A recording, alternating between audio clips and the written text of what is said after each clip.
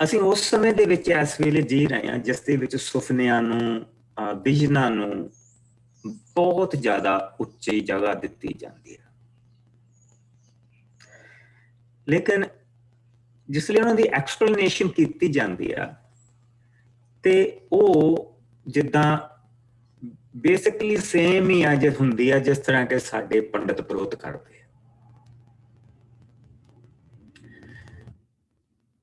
ਪ੍ਰਭੂ ਦੇ ਦਿੱਤਾ ਹੋਇਆ ਸੁਪਨਾ ਔਰ ਪ੍ਰਭੂ ਦਾ ਦਿੱਤਾ ਹੋਇਆ ਵਿਜ਼ਨ, ਉਸ ਦੇ ਵਿੱਚ ਨਾ ਕਦੀ 1% ਘਟਿਆ ਤੇ ਨਾ ਕਦੀ 1% ਵਧਿਆ। ਜਿਸ ਤਰ੍ਹਾਂ ਪ੍ਰਭੂ ਕਹਿੰਦਾ ਉਹ ਉਸੇ ਤਰ੍ਹਾਂ ਹੁੰਦਾ। ਸੋ ਅਸੀਂ ਜੋ ਦੇਖਦੇ ਪਏ ਹਾਂ ਕਿ ਪਹਿਲਾ ਸੁਪਨਾ ਯੂਸਫ ਦਾ, ਦੂਸਰਾ ਸੁਪਨਾ, ਪਹਿਲਾ ਸੁਪਨਾ ਉਸਦਾ ਭਰੀਆਂ ਦਾ ਸੀਗਾ ਕਿ ਜਿਹੜੇ ਮੇਰੀਆਂ ਭਰੀਆਂ ਸੀ ਉਹ ਖੜੀ ਰਹੀ ਤੇ ਤੁਹਾਡੀਆਂ ਜਿਹੜੀਆਂ ਭਰੀਆਂ ਸੀ ਉਹ ਡਿੱਗ ਪਈਆਂ।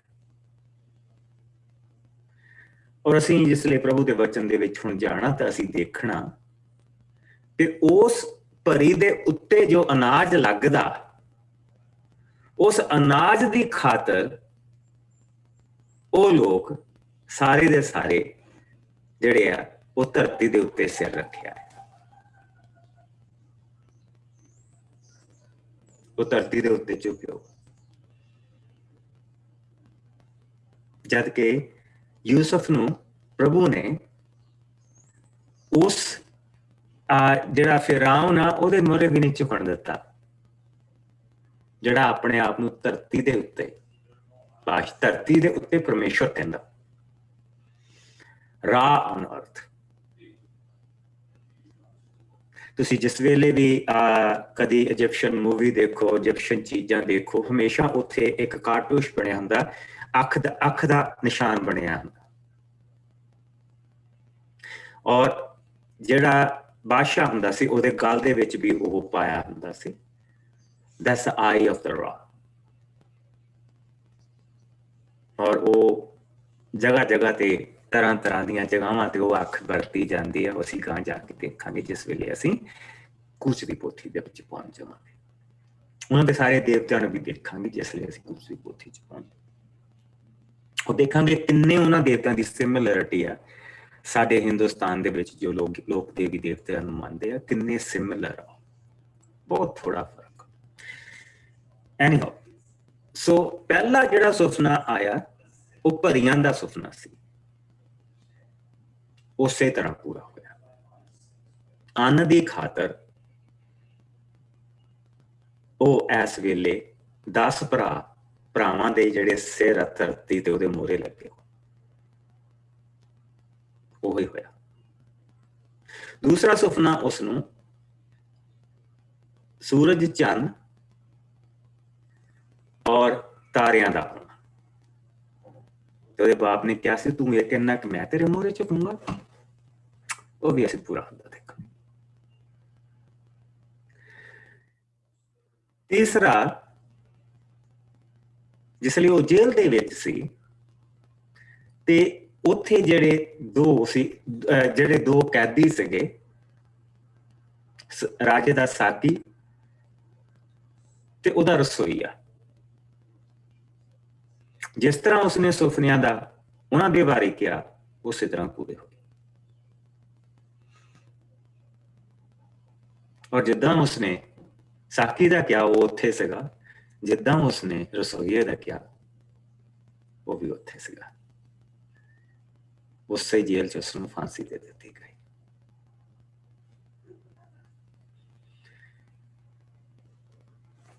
ਪ੍ਰਭੂ ਨੇ ਉਸ ਤੋਂ ਬਾਅਦ ਉਹਨੂੰ ਅਗਲੇ ਕਦਮ ਦੇ ਵਿੱਚ ਲੈ ਕੇ ਗਿਆ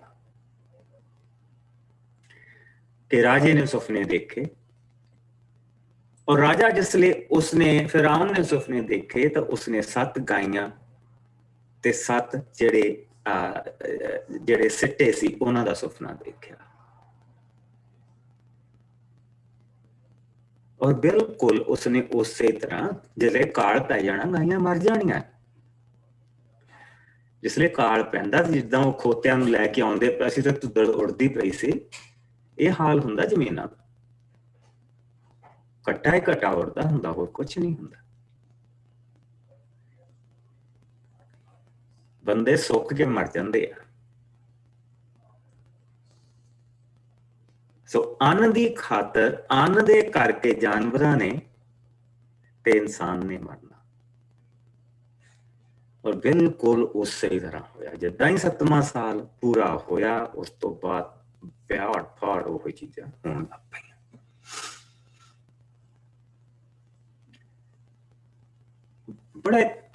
ਬੜੇ ਧਿਆਨ ਦੇ ਵਿੱਚ ਇਸ ਚੀਜ਼ ਦੇ ਬਾਰੇ ਰਹੋ ਕਿ ਸਪੈਸ਼ਲੀ ਖਾਸ ਕਰਕੇ ਜੇ ਕੋਈ ਤੁਹਾਡੇ ਲਈ ਕੋਈ ਸੁਪਨਾ ਦੇਖਦਾ ਪਿਆ, ਉਹਦੇ ਲਈ ਤਾਂ ਜ਼ਿਆਦਾ ਕੇਅਰਫੁਲ ਹੋ ਜਾਓ। ਵਿਜ਼ਨਾਂ ਦੇ ਲਈ ਬਹੁਤ ਕੇਅਰਫੁਲ ਰਹੋ। ਅੱਜ ਕੱਲ ਪ੍ਰੋਫਿਟ ਬਣਾਏ ਜਾ ਰਹੇ ਆ।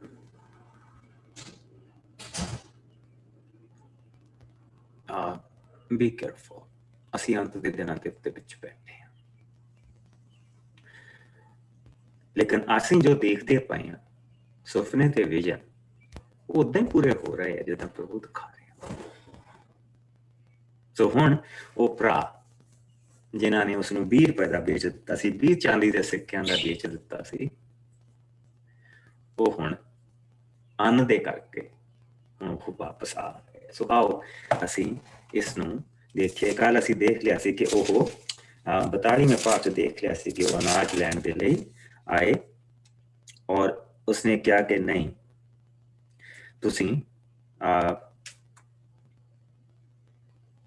ਤੁਸੀਂ ਸਾਰੇ ਸਿਪਾਹੀ ਆ, ਤੁਸੀਂ ਸਾਰੇ ਇੱਥੇ ਦੇਖਣ ਆਏ ਆ। ਆਓ ਅਸੀਂ 14 ਆਇਤ ਤੋਂ ਲੈ ਕੇ 24 ਆਇਤ ਤੱਕ ਪਹਿਲਾਂ ਦੇਖਦੇ ਹਾਂ। ਚੈਪਟਰ ਹੈਗਾ 42। ਮੈਂ ਪੜ੍ਹਦੀ ਹਾਂ ਪਾਸਟਰ ਜੀ। ਪੇਜ ਨੰਬਰ ਹੈਗਾ 64। ਪਰ ਯੂਸਫ ਨੇ ਫਿਰ ਹੋਰ ਵੀ ਸ਼ਕਤੀ ਨਾਲ ਕਿਹਾ, ਮੈਂ ਅਜੇ ਵੀ ਤੁਹਾਨੂੰ ਜਾਸੂਸ ਹੀ ਸਮਝਦਾ ਹਾਂ। ਤੁਹਾਡੀ ਪ੍ਰੀਖਿਆ ਲਈ ਜਾਵੇਗੀ, ਇਸ ਦੇ ਲਈ ਤੁਹਾਡੇ ਛੋਟੇ ਭਰਾ ਨੂੰ ਇੱਥੇ ਆਉਣਾ ਪਵੇਗਾ, ਨਹੀਂ ਤਾਂ ਮੈਂ ਫਰਾਉਨ ਦੀ ਸਹੁੰ ਖਾ ਕੇ ਕਹਿੰਦਾ ਹਾਂ ਤੁਸੀਂ ਇੱਥੋਂ ਨਹੀਂ ਜਾ ਸਕੋਗੇ। ਇਸ ਲਈ ਆਪਣੇ ਵਿੱਚੋਂ ਇੱਕ ਜਨ ਨੂੰ ਉਸ ਨੂੰ ਲੈਣ ਲਈ ਘੱਲ ਦਿਓ, ਬਾਕੀ ਤੁਸੀਂ ਉਨੇ ਚਿਰ ਲਈ ਹਵਾਲਾਤ ਵਿੱਚ ਰਹੋਗੇ ਜਦੋਂ ਤੱਕ ਤੁਹਾਡੀ ਕਹੀ ਹੋਈ ਸੱਚਾਈ ਦਾ ਪਤਾ ਨਾ ਲੱਗ ਜਾਵੇ, ਨਹੀਂ ਤਾਂ ਤੁਸੀਂ ਫਰਾਉਨ ਰਾਜਾ ਦੇ ਵਿਰੁੱਧ ਹਮੇਸ਼ਾ ਦੇ ਲਈ ਜਾਸੂਸ ਠਹਿਰੋਗੇ। ਇਹ ਕਹਿ ਕੇ ਯੂਸਫ ਨੇ ਉਹਨਾਂ ਨੂੰ 3 ਦਿਨਾਂ ਦੇ ਲਈ ਹਵਾਲਾਤ ਵਿੱਚ ਬੰਦ ਕਰਵਾ ਦਿੱਤਾ। ਫਿਰ ਤੀਜੇ ਦਿਨ ਯੂਸਫ ਨੇ ਉਹਨਾਂ ਨੂੰ ਕਿਹਾ, ਮੈਂ ਪਰਮੇਸ਼ਵਰ ਨੂੰ ਮੰਨਦਾ ਹਾਂ, ਉਸ ਕਰਕੇ ਤੁਸੀਂ ਆਪਣੀਆਂ ਜਾਨਾਂ ਬਚਾ ਸਕਦੇ ਹੋ। ਜੇਕਰ ਤੁਸੀਂ ਸੱਚਮੁੱਚ ਇਮਾਨਦਾਰ ਹੋ ਤਾਂ ਤੁਹਾਡੇ ਵਿੱਚੋਂ ਕੇਵਲ ਇੱਕ ਜਣਾ ਹਵਾਲਾਤ ਵਿੱਚ ਰਹੇਗਾ, ਬਾਕੀ ਜੋ ਤੁਸੀਂ ਅਨਾਜ ਖਰੀਦਿਆ ਹੈ ਉਸ ਨੂੰ ਲੈ ਕੇ ਆਪਣੇ ਭੁੱਖੇ ਮਰਦੇ ਟੱਬਰਾਂ ਕੋਲ ਜਾਓ। ਇਸ ਦੇ ਪਿੱਛੋਂ ਤੁਸੀਂ ਆਪਣੇ ਛੋਟੇ ਭਰਾ ਨੂੰ ਮੇਰੇ ਕੋਲ ਲੈ ਕੇ ਜ਼ਰੂਰ ਆਉਣਾ ਤਾਂ ਜੋ ਤੁਹਾਡੀਆਂ ਜਾਨਾਂ ਬਚ ਸਕਣ। ਉਹ ਗੱਲ ਮੰਨ ਗਏ। ਫਿਰ ਉਹ ਇੱਕ ਦੂਜੇ ਨੂੰ ਕਹਿਣ ਲੱਗੇ, ਅਸੀਂ ਆਪਣੇ ਭਰਾ ਯੂਸਫ ਦੇ ਕਾਰਨ ਅਪਰਾਧੀ ਹਾਂ। ਅਸੀਂ ਉਸ ਸਮੇਂ ਉਸਦੇ ਤਰਲਿਆਂ ਦੀ ਪਰਵਾਹ ਨਾ ਕੀਤੀ, ਇਹੀ ਕਾਰਨ ਹੈ ਕਿ ਸਾਨੂੰ ਹੁਣ ਸਜ਼ਾ ਮਿਲ ਰਹੀ ਹੈ। ਰੂਬੇਨ ਨੇ ਕਿਹਾ, ਮੈਂ ਤੁਹਾਨੂੰ ਸਭ ਨੂੰ ਉਸ ਸਮੇਂ ਮਨਾ ਵੀ ਕੀਤਾ ਸੀ ਕਿ ਅਸੀਂ ਮੁੰਡੇ ਨੂੰ ਕੁਝ ਨਾ ਕਹੀਏ, ਪਰ ਤੁਸੀਂ ਮੇਰੀ ਇੱਕ ਨਾ ਸੁਣੀ। ਹੁਣ ਅਸੀਂ ਆਪਣੇ ਕੀਤੇ ਦਾ ਫਲ ਪਾ ਰਹੇ ਹਾਂ। ਉਹ ਬੇਸ਼ੱਕ ਆਪਣੀ ਭਾਸ਼ਾ ਇਬਰਾਨੀ ਵਿੱਚ ਗੱਲਾਂ ਕਰ ਰਹੇ ਸਨ ਜੋ ਯੂਸਫ ਸਮਝ ਰਿਹਾ ਸੀ, ਪਰ ਉਹ ਨਹੀਂ ਜਾਣਦੇ ਸਨ ਕਿ ਉਹ ਸਮਝ ਰਿਹਾ ਹੈ, ਕਿਉਂਕਿ ਉਹ ਯੂਸਫ ਨਾਲ ਅਨੁਵਾਦਕ ਦੇ ਰਾਹੀਂ ਗੱਲਾਂ ਕਰ ਰਹੇ ਸਨ। ਯੂਸਫ ਉਹਨਾਂ ਦੀਆਂ ਗੱਲਾਂ ਸੁਣ ਕੇ ਉੱਥੋਂ ਇਕਾਂਤ ਵਿੱਚ ਚਲਾ ਗਿਆ ਅਤੇ ਉੱਥੇ ਜਾ ਕੇ ਰੋਇਆ। ਫਿਰ ਉਹ ਜਦੋਂ ਉਹਨਾਂ ਨਾਲ ਗੱਲਾਂ ਕਰਨ ਦੇ ਯੋਗ ਹੋ ਗਿਆ ਤਾਂ ਉਹ ਵਾਪਸ ਉਹਨਾਂ ਕੋਲ ਆਇਆ। ਉਸਨੇ ਉਹਨਾਂ ਵਿੱਚੋਂ ਸ਼ਮਾਉਨ ਨੂੰ ਚੁਣ ਲਿਆ ਅਤੇ ਉਹਨਾਂ ਦੇ ਸਾਹਮਣੇ ਹੀ ਉਸ ਨੂੰ ਹੱਥਕੜੀਆਂ ਪਾ ਦਿੱਤੀਆਂ, ਕਿਉਂਕਿ ਉਸ ਨੂੰ ਟੋਏ ਦੇ ਵਿੱਚ ਸੁੱਟਣ ਵਾਲਾ ਸ਼ਮਾਉਨ ਸੀ। ਸ਼ਮਾਉਨ ਨੂੰ ਬਹੁਤ ਤੇਜ਼ੀ ਰਹਿੰਦੀ ਸੀ ਹਰੇਕ ਚੀਜ਼ ਦੀ। ਔਰ ਇਸੇ ਤਰ੍ਹਾਂ ਅਸੀਂ ਦੇਖਦੇ ਪਏ ਕਿ ਪਿੱਛੇ ਜਿਸ ਵੇਲੇ ਉਹ ਆਪਣੀ ਭੈਣ ਦੀ ਇੱਜ਼ਤ ਬਚਾਉਣ ਦੇ ਲਈ ਉਹਨੇ ਹਾਲੇ ਤੱਕ ਉਸਦੇ ਬਾਪ ਨੇ ਸੰਧੀ ਵੀ ਕਰ ਲਈ ਸੀ, ਚਲੋ ਠੀਕ ਆ, ਲੇਕਿਨ ਸ਼ਮਾਉਨ ਨੇ ਉੱਥੇ ਵੀ ਇਹੋ ਹੀ ਕੰਮ ਕੀਤਾ ਸੀ। ਸੋ ਉਸਨੇ ਕਿਹਾ ਠੀਕ, ਇਹਨੂੰ ਥੋੜੀ ਦੇਰ ਜੇਲ੍ਹ ਦੇ ਵਿੱਚ ਰਹਿਣ ਦਿਓ। ਸੋ ਉਸਨੇ ਉਹਨਾਂ ਨੂੰ ਅਸੀਂ ਦੇਖਦੇ ਪਏ ਹਾਂ ਕਿ ਕਿਸ ਤਰ੍ਹਾਂ ਉਹ ਉਹਨਾਂ ਦੇ ਨਾਲ ਗੱਲਾਂ ਕਰਦਾ ਪਿਆ, ਲੇਕਿਨ ਉਹਨਾਂ ਦੀ ਉਹ ਜਿਹੜਾ ਅਸੀਂ ਇਹ ਦੇਖਦੇ ਹਾਂ ਕਿ ਉਹ ਇਹ ਸੁਣਦਾ ਪਿਆ ਕਿ ਉਹਨਾਂ ਦਾ ਕੁਝ ਬਦਲਿਆ ਕਿ ਨਹੀਂ ਬਦਲਿਆ, ਇਹ ਉਹੀ ਆ। ਲੇਕਿਨ ਉਹ ਕੰਮ ਸ਼ੁਰੂ ਹੋ ਗਿਆ ਉਹਨਾਂ ਦੇ ਅੰਦਰ, ਪੂਰੀ ਤਰ੍ਹਾਂ ਤਾਂ ਨਹੀਂ ਹੋਣਾ ਪਰ ਹੋ ਗਿਆ। ਤੇ ਹੁਣ ਉਹ ਆਪਸ ਦੇ ਵਿੱਚ ਲੜਦੇ ਪਏ, ਸ਼ੁਰੂਆਤ ਦੇ ਵਿੱਚ ਉਹ ਆਪਸ ਦੇ ਵਿੱਚ ਲੜਦੇ ਪਏ ਇੱਕ ਦੂਜੇ ਦੇ ਨਾਲ। ਤੇ ਇਹ ਤਾਂ ਹੋਇਆ ਜਦੋਂ ਕਿ ਅਸੀਂ ਗੋਰਿਆਂ ਦੇ ਵਿੱਚ ਪੰਜਾਬੀ ਦੀ ਬੋਲੀ ਬੋਲੀ ਆ ਤੇ ਉਹਨਾਂ ਨੂੰ ਕੁਛ ਨਹੀਂ ਪਤਾ ਹੁੰਦਾ, ਇਸ ਤਰ੍ਹਾਂ ਬੋਲਦੇ ਪਏ ਆ। ਲੇਕਿਨ ਯੂਸਫ ਸਾਰੀ ਚੀਜ਼ ਨੂੰ ਸਮਝਦਾ ਪਿਆ, ਉਹ ਸਮਝਦਾ ਪਿਆ ਕੀ ਕਹਿੰਦੇ ਪਏ। ਲੇਕਿਨ ਇਸ ਚੀਜ਼ ਨੂੰ ਦੇਖ ਕੇ ਕਿ ਇਹਨਾਂ ਦੇ ਵਿੱਚ ਬਦਲਾਅ ਆ ਰਿਹਾ, ਤਾਂ ਅਸੀਂ ਇਹ ਦੇਖਦੇ ਪਏ ਹਾਂ ਕਿ ਉਹਦੀਆਂ ਅੱਖਾਂ ਦੇ ਵਿੱਚ ਅਥਰੂ, ਉਹਦੀਆਂ ਅੱਖਾਂ ਦੇ ਵਿੱਚ ਅਥਰੂ। ਸੋ ਉਸਨੇ ਸਿਮੀਅਨ ਨੂੰ ਉੱਥੇ ਜੇਲ੍ਹ ਦੇ ਵਿੱਚ ਇਸ ਕਰਕੇ ਰੱਖ ਲਿਆ ਕਿ ਉਹ ਜਾ ਕੇ ਬਾਪ ਨੂੰ ਦੱਸ ਸਕਣ ਕਿ ਸਾਡਾ ਇੱਕ ਭਰਾ ਵਾਪਸ ਨਹੀਂ ਆਇਆ ਉੱਥੇ ਜੇਲ੍ਹ ਦੇ ਵਿੱਚ। ਸੋ ਹੁਣ ਤੇ ਤੂੰ ਅਗਰ ਹੋ ਸਕੇ ਤਾਂ ਬਿਨਯਾਮੀਨ ਨੂੰ ਸਾਡੇ ਨਾਲ ਕਰ ਦੇ। ਸੋ ਆਓ ਅਸੀਂ 25 ਆਇਤ ਤੋਂ ਲੈ ਕੇ ਇਸ ਦੀ 25 ਆਇਤ ਤੋਂ ਲੈ ਕੇ ਅਸੀਂ ਇਸ ਸਾਰੇ ਚੈਪਟਰ ਨੂੰ ਪੜਾਂਗੇ। ਮੈਂ ਪੜ੍ਹਦਾ ਬਸ ਜੀ। ਹਾਂਜੀ। ਯੂਸੁਫ ਦੇ ਭਰਾਵਾਂ ਦਾ ਵਾਪਸ ਕਨਾਨ ਵਿੱਚ ਜਾਣਾ। ਫਿਰ ਯੂਸੁਫ ਨੇ ਆਪਣੇ ਨੌਕਰਾਂ ਨੂੰ ਹੁਕਮ ਦਿੱਤਾ ਕਿ ਉਹਨਾਂ ਦੇ ਬੋਰੇ ਅਨਾਜ ਨਾਲ ਭਰ ਦਿਓ ਅਤੇ ਉਹਨਾਂ ਦਾ ਪੈਸਾ ਵੀ ਵਾਪਸ ਬੋਰਿਆਂ ਦੇ ਮੂੰਹ ਵਿੱਚ ਹੀ ਬੰਦ ਕਰ ਦਿਓ, ਨਾਲੇ ਉਹਨਾਂ ਦੇ ਰਾਹ ਲਈ ਭੋਜਨ ਵੀ ਦੇ ਦਿਓ। ਸਭ ਕੁਝ ਇਸੇ ਤਰ੍ਹਾਂ ਕੀਤਾ ਗਿਆ। ਇਸ ਦੇ ਪਿੱਛੋਂ ਯੂਸੁਫ ਦੇ ਭਰਾ ਆਪਣੇ ਖਰੀਦੇ ਅਨਾਜ ਦੇ ਨਾਲ ਲੱਦਿਆ ਹੋਇਆ ਖੋਤਿਆਂ ਨੂੰ ਲੈ ਕੇ ਵਾਪਸ ਮੁੜ ਗਏ। ਰਾਹ ਵਿੱਚ ਪਹਿਲੀ ਰਾਤ ਕੱਟਣ ਦੇ ਲਈ ਉਹ ਇੱਕ ਥਾਂ ਤੇ ਠਹਿਰੇ। ਉੱਥੇ ਉਹਨਾਂ ਵਿੱਚੋਂ ਇੱਕ ਨੇ ਆਪਣੇ ਖੋਤੇ ਨੂੰ ਚਾਰਾ ਦੇਣ ਦੇ ਲਈ ਆਪਣਾ ਬੋਰਾ ਖੋਲ੍ਹਿਆ। ਸਭ ਤੋਂ ਪਹਿਲਾਂ ਉਸਦੀ ਨਜ਼ਰ ਅਨਾਜ ਦੇ ਉੱਪਰ ਰੱਖੇ ਪੈਸੇ ਤੇ ਪਈ। ਉਸਨੇ ਉਪਰੰਤ ਆਪਣੇ ਭਰਾਵਾਂ ਨੂੰ ਕਿਹਾ, ਮੇਰਾ ਪੈਸਾ ਤਾਂ ਮੋੜ ਦਿੱਤਾ ਗਿਆ ਹੈ, ਇਹ ਮੇਰੇ ਬੋਰੇ ਵਿੱਚ ਹੈ। ਇਹ ਦੇਖ ਕੇ ਸਭ ਭਰਾ ਘਬਰਾ ਗਏ, ਉਹ ਡਰ ਗਏ ਅਤੇ ਡਰ ਦੇ ਨਾਲ ਇੱਕ ਦੂਜੇ ਨੂੰ ਬੋਲੇ, ਪਰਮੇਸ਼ਰ ਸਾਡੇ ਨਾਲ ਕੀ ਕਰ ਰਿਹਾ ਹੈ। ਉਹਨਾਂ ਆਪਣੇ ਘਰ ਪਹੁੰਚ ਕੇ ਸਭ ਕੁਝ ਜੋ ਉਹਨਾਂ ਨਾਲ ਵਾਪਰਿਆ ਸੀ ਆਪਣੇ ਪਿਓ ਯਾਕੂਬ ਨੂੰ ਦੱਸਿਆ। ਉਹਨਾਂ ਦੱਸਿਆ, ਮਿਸਰ ਦਾ ਹਾਕਮ ਸਾਡੇ ਨਾਲ ਕਾਫੀ ਸਖਤੀ ਨਾਲ ਬੋਲਿਆ ਤੇ ਸਾਡੇ ਤੇ ਦੋਸ਼ ਲਾਇਆ ਕਿ ਤੁਸੀਂ ਜਸੂਸ ਹੋ। ਪਰ ਅਸੀਂ ਉੱਤਰ ਦਿੱਤਾ, ਅਸੀਂ ਜਸੂਸ ਨਹੀਂ ਹਾਂ, ਸਗੋਂ ਇਮਾਨਦਾਰ ਲੋਕ ਹਾਂ। ਅਸੀਂ 12 ਭਰਾ ਇੱਕੋ ਹੀ ਪਿਓ ਦੇ ਪੁੱਤਰ ਹਾਂ। ਸਭ ਤੋਂ ਛੋਟਾ ਪਿੱਛੇ ਕਨਾਨ ਦੇਸ਼ ਵਿੱਚ ਪਿਤਾ ਕੋਲ ਹੈ ਤੇ ਦੂਜਾ ਮਰ ਚੁੱਕਾ ਹੈ। ਪਰ ਉਸ ਆਦਮੀ ਨੇ ਕਿਹਾ, ਤੁਹਾਡੀ ਪ੍ਰੀਖਿਆ ਲਈ ਜਾਵੇਗੀ, ਜਿਸ ਤੋਂ ਤੁਹਾਡੀ ਕਈ ਸੱਚਾਈ ਦਾ ਪਤਾ ਲੱਗੇਗਾ। ਤੁਹਾਡੇ ਵਿੱਚੋਂ ਇੱਕ ਮੇਰੇ ਕੋਲ ਰਹੇਗਾ ਤੇ ਬਾਕੀ ਦੇ ਵਾਪਸ ਅਨਾਜ ਲੈ ਕੇ ਜਾਵੋਗੇ ਕਿ ਤੁਹਾਡੇ ਟੱਬਰ ਭੁੱਖੇ ਨਾ ਮਰ ਜਾਣ। ਪਰ ਵਾਪਸੀ ਤੇ ਆਪਣੇ ਛੋਟੇ ਭਰਾ ਨੂੰ ਮੇਰੇ ਕੋਲ ਲਿਆਉਣਾ ਤੇ ਮੈਂ ਇਸ ਤੋਂ ਜਾਣ ਜਾਵਾਂਗਾ ਕਿ ਤੁਸੀਂ ਜਸੂਸ ਨਹੀਂ ਹੋ, ਸਗੋਂ ਇਮਾਨਦਾਰ ਲੋਕ ਹੋ। ਤਦ ਮੈਂ ਤੁਹਾਡੇ ਭਰਾ ਨੂੰ ਤੁਹਾਡੇ ਕੋਲ ਵਾਪਸ ਕਰ ਦੇਵਾਂਗਾ ਅਤੇ ਤੁਸੀਂ ਇੱਥੇ ਰਹਿ ਕੇ ਲੈਣ ਦੇਣ ਕਰ ਸਕੋਗੇ। ਇਸ ਤੋਂ ਪਿਓ ਜਦੋਂ ਉਹਨਾਂ ਨੇ ਆਪਣੇ ਅਨਾਜ ਦੇ ਬੋਰੇ ਖੋਲੇ ਤਾਂ ਸਭ ਦਾ ਪੈਸਾ ਉਹਨਾਂ ਦੇ ਆਪਣੇ ਆਪਣੇ ਬੋਰੇ ਦੇ ਮੂੰਹ ਵਿੱਚ ਪਿਆ ਸੀ। ਇਹ ਸਭ ਦੇਖ ਕੇ ਉਹ ਸਾਰੇ ਆਪਣੇ ਪਿਤਾ ਸਣੇ ਬਹੁਤ ਡਰ ਗਏ। ਉਹਨਾਂ ਦੇ ਪਿਤਾ ਯਾਕੂਬ ਨੇ ਉਹਨਾਂ ਨੂੰ ਕਿਹਾ, ਤੁਸੀਂ ਮੈਨੂੰ ਸੰਤਾਨ ਰਹਿਤ ਕਰ ਦਿਓਗੇ। ਯੂਸਫ ਖਤਮ ਹੋ ਗਿਆ ਹੈ, ਸਮਊਨ ਵੀ ਚਲਾ ਗਿਆ, ਹੁਣ ਤੁਸੀਂ ਬਿਨਯਾਮੀਨ ਨੂੰ ਵੀ ਲੈ ਜਾਣਾ ਚਾਹੁੰਦੇ ਹੋ। ਇਹ ਤਾਂ ਸਭ ਦੁੱਖ ਮੇਰੇ ਲਈ ਹੀ ਹਨ। ਰਊਬੇਨ ਨੇ ਆਪਣੇ ਪਿਓ ਨੂੰ ਉੱਤਰ ਦਿੱਤਾ, ਤੁਸੀਂ ਮੇਰੇ ਦੋਹਾਂ ਪੁੱਤਰਾਂ ਨੂੰ ਆਪਣੇ ਹੱਥ ਨਾਲ ਮਾਰ ਦੇਣਾ। ਜੇਕਰ ਮੈਂ ਬਿਨਯਾਮੀਨ ਨੂੰ ਵਾਪਸ ਨਾ ਲੈ ਕੇ ਮੁੜਾਂ, ਤੁਸੀਂ ਉਸ ਨੂੰ ਮੈਨੂੰ ਸੌਂਪ ਦਿਓ। ਉਸ ਨੂੰ ਵਾਪਸ ਲਿਆਉਣ ਦੀ ਮੇਰੀ ਜ਼ਿੰਮੇਵਾਰੀ ਰਹੀ। ਪਰ ਯਾਕੂਬ ਨੇ ਫਿਰ ਕਿਹਾ, ਮੇਰਾ ਪੁੱਤਰ ਤੁਹਾਡੇ ਨਾਲ ਨਹੀਂ ਜਾਵੇਗਾ, ਉਸ ਦਾ ਭਰਾ ਅੱਗੇ ਹੀ ਮਰ ਚੁੱਕਾ ਹੈ, ਉਹ ਪਿੱਛੋਂ ਇਕੱਲਾ ਰਹਿ ਗਿਆ। ਹੋ ਸਕਦਾ ਹੈ ਕਿ ਇਹ ਵੀ ਰਾਹ ਵਿੱਚ ਮਾਰਿਆ ਜਾਵੇ। ਮੈਂ ਹੁਣ ਬਹੁਤ ਬੁੱਢਾ ਹੋ ਗਿਆ ਹਾਂ, ਇਸ ਲਈ ਮੈਂ ਹੋਰ ਦੁੱਖ ਨਹੀਂ ਸਹਿ ਸਕਦਾ ਹਾਂ। ਇਸ ਨਾਲ ਮੇਰੀ ਜਾਨ ਚਲੀ ਜਾਵੇਗੀ। ਸੋ ਬਹੁਤ ਇਸ ਵੇਲੇ ਉਹ ਕਿੱਦਾਂ ਦੇਖੋ ਕਿ ਪ੍ਰਭੂ ਨੇ ਉਹਨਾਂ ਨੂੰ ਕਿੱਦਾਂ ਇੱਕ ਐਸੇ ਮੋਮੈਂਟ ਦੇ ਵਿੱਚ ਪਾਇਆ ਆ ਕਿ ਹਾਲੇ ਤੱਕ ਉਹਨਾਂ ਦੇ ਲਈ ਉਹ ਪਹਿਲਾ ਸੁਪਨਾ ਵੀ ਪੂਰਾ ਨਹੀਂ ਹੋ ਰਿਹਾ। ਜਿਹੜਾ ਪਹਿਲਾ ਸੁਪਨਾ ਉਸਨੇ ਦੇਖਿਆ ਸੀ, ਅਸੀਂ ਉਸ ਦੀ ਪੂਰਤਾਈ ਸਾਰੀ ਦੇਖਦੇ ਪਏ ਹਾਂ ਔਰ ਇਹ ਦੇਖਦੇ ਪਏ ਹਾਂ ਕਿ ਕਿੱਦਾਂ ਪ੍ਰਭੂ ਉਹਨਾਂ ਨੂੰ ਤੋੜਦਾ ਪਿਆ। ਉਹ ਤਾਂ ਉਸਨੂੰ ਉਸ ਵੇਲੇ ਤਾਂ ਉਸਨੂੰ ਕਹਿੰਦੇ ਸੀ ਕਿ ਤੂੰ ਸਾਡਾ ਹਾਕਮ ਬਣੇਗਾ, ਉਸਨੂੰ ਮਜ਼ਾਕ ਕਰਦੇ ਸੀ। ਲੇਕਿਨ ਦੇਖੋ ਕਿ ਸੁਪਨੇ ਨੂੰ ਪੂਰਾ ਜਿਸਲੇ ਹੋ ਰਿਹਾ ਤੇ ਉਹਨਾਂ ਨੂੰ ਦੋਨੇ ਪਾਸਿਓਂ ਇਸ ਵੇਲੇ ਫਿਕਰ ਖਾ ਰਿਹਾ। ਇੱਕ ਤਾਂ ਸਾਰਿਆਂ ਦੇ ਪੈਸੇ ਵਾਪਸ ਆ ਗਏ, ਠੀਕ, ਜੋ ਇੱਕ ਚੋਰੀ ਆ, ਪਰ ਉਹ ਕਹਿੰਦੇ ਸਾਨੂੰ ਨਹੀਂ ਪਤਾ ਵੀ ਉਹ ਕਿੱਦਾਂ ਆਇਆ, ਅਸੀਂ ਤਾਂ ਦਿੱਤੇ ਸੀਗੇ, ਸਾਡੇ ਪੈਸੇ ਸਾਰੇ ਦੇ ਸਾਰੇ ਬੋਰਿਆਂ ਦੇ ਮੂੰਹ ਦੇ ਵਿੱਚ ਸੀਗੇ। ਉਸ ਦੇ ਨਾਲ ਯਾਕੂਬ ਜਿਹੜਾ ਉਹ ਡਰ ਗਿਆ ਕਿ ਇਹ ਕੀ ਹੋ ਕੀ ਰਿਹਾ, ਇਹ ਸਭ ਕੀ ਹੋ ਰਿਹਾ। ਸੋ ਉਸਨੇ ਕਿਹਾ ਵੀ ਮੇਰੇ ਕੋਲ ਤਾਂ ਇੱਕੋ ਹੀ ਉਸਦਾ ਪੁੱਤਰ ਰਹਿ ਗਿਆ, ਰਾਖੇਲ ਦੀ ਨਿਸ਼ਾਨੀ ਮੇਰੇ ਕੋਲ ਹੁਣ ਇੱਕੋ ਹੀ ਆ, ਇਸ ਨੂੰ ਨਹੀਂ ਮੈਂ ਕਰਨਾ, ਇਹ ਮੈਂ ਤੁਹਾਡੇ ਨਾਲ ਨਹੀਂ ਜਾਏਗਾ। ਲੇਕਿਨ ਹੁਣ ਸਾਰਿਆਂ ਦੇ ਬੱਚੇ ਆ, ਪਤਨੀਆਂ ਆ, ਔਰ ਉਹ ਸਾਰੇ ਦੇ ਸਾਰੇ ਡਰੇ ਪਏ ਆ, ਔਰ ਉਸਨੂੰ ਕਹਿ ਰਹੇ ਕਿ ਦੇਖ ਸੁਣ ਕਿ ਇਸ ਨੂੰ ਸਾਡੇ ਨਾਲ ਘੱਲ ਦੇ, ਸਿਮੀਅਨ ਉੱਥੇ। ਉਹ ਕਹਿੰਦਾ ਮੈਨੂੰ ਕੀ ਪਤਾ ਸਿਮੀਅਨ ਮਰ ਗਿਆ ਹੋਏਗਾ, ਮੈਂ ਤੁਹਾਡੀ ਕਿਹੜੀ ਗੱਲ ਦਾ ਯਕੀਨ ਕਰਾਂ।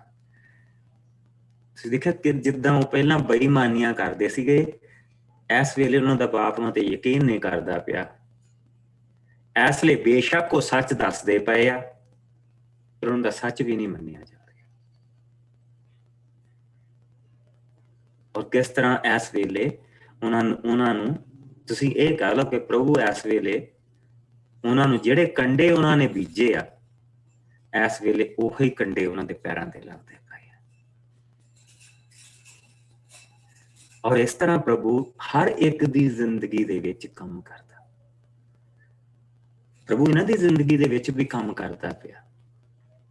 ਅਸੀਂ ਪਿੱਛੇ ਪੜ ਕੇ ਹਟੇ ਹਾਂ ਕਿ ਆਪਸ ਦੇ ਵਿੱਚ ਗੱਲਾਂ ਕਰਦੇ ਪਏ ਆ। ਉਹ ਸੋਚਦੇ ਕਿ ਯੂਸਫ ਨੂੰ ਕੁਛ ਨਹੀਂ ਸਮਝ ਆਉਂਦੀ ਪਈ, ਸਾਡੀ ਬੋਲੀ ਨਹੀਂ ਇਹਨੂੰ ਸਮਝ ਆਉਂਦੀ ਪਈ।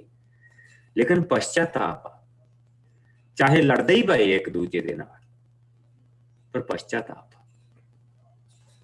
ਕਿ ਅਸੀਂ ਉਹ ਕੀਤਾ, ਇਹ ਸਾਨੂੰ ਉਹ ਸਜ਼ਾ ਮਿਲਦੀ ਪਈ ਆ, ਉਹ ਕੰਡੇ ਸਾਡੇ ਪੈਰਾਂ ਦੇ ਵਿੱਚ ਲੱਗਦੇ ਪਏ ਆ। ਇਹ ਸਭ ਤਾਂ ਹੋ ਰਿਹਾ, ਇਹ ਸਭ ਤਾਂ ਹੋ ਰਿਹਾ।